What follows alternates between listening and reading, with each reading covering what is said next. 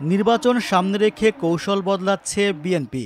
জামায়াতে ইসলামীর সঙ্গে দূরত্ব তৈরি হওয়ায় দলটি ভিন্ন পথে হাঁটতে চাইছে। এর অংশ হিসেবে কওমি মাদ্রাসাভিত্তিক সংগঠন হেফাজতে ইসলামকে কাছে পেতে দেনদরবার শুরু করেছেন দলের শীর্ষ নেতারা।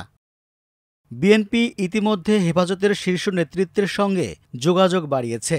অন্যদিকে হেফাজতের আমির কয়েকটি বক্তব্যে জামায়াতে ইসলামীর সমালোচনা করেছেন।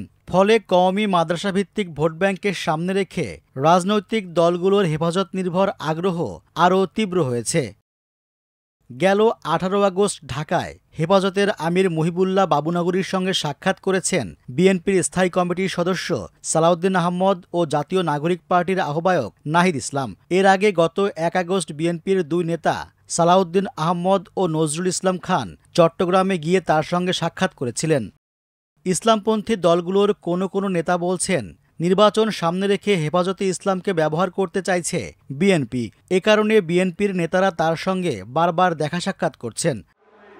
তবে বিএনপির নেতা সালাউদ্দিন আহমদ প্রথম আলোকে বলেন, হেফাজতে ইসলামের আমির রাজনীতি করেন না। তিনি বিখ্যাত আলেম এবং মুরব্বী মানুষ। আমি তার সঙ্গে সাক্ষাৎ করে দোয়া চাইতে গিয়েছিলাম, এর বেশি কিছু নয়। বিএনপির সঙ্গে হেফাজতে ইসলাম সম্পর্কিত যেসব রাজনৈতিক দল যুক্ত সেগুলোর মধ্যে রয়েছে জমিয়াতে উলামায়ে ইসলাম, নেজামে ইসলাম পার্টি এবং ইসলামী ঐক্যজোটের একটি অংশ। এর মধ্যে জমিয়ত সবচেয়ে প্রাচীন দল হিসেবে পরিচিত এবং হেফাজতে ইসলামের ভেতরে দলটির প্রভাব রয়েছে।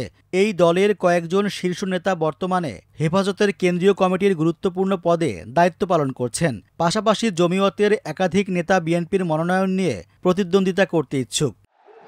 রাজনৈতিক মহলের ধারণা, ইসলামী ভোট ব্যাংক নিজেদের নিয়ন্ত্রণে আনতেই বিএনপি হেফাজতের সঙ্গে ঘনিষ্ঠ হওয়ার কৌশল নিচ্ছে। তবে এ নিয়ে সংগঠনের ভেতর বড় ধরনের মতপার্থক্য দেখা দিলে হেফাজতের ভবিষ্যৎ অবস্থান আরও জটিল হয়ে উঠতে পারে।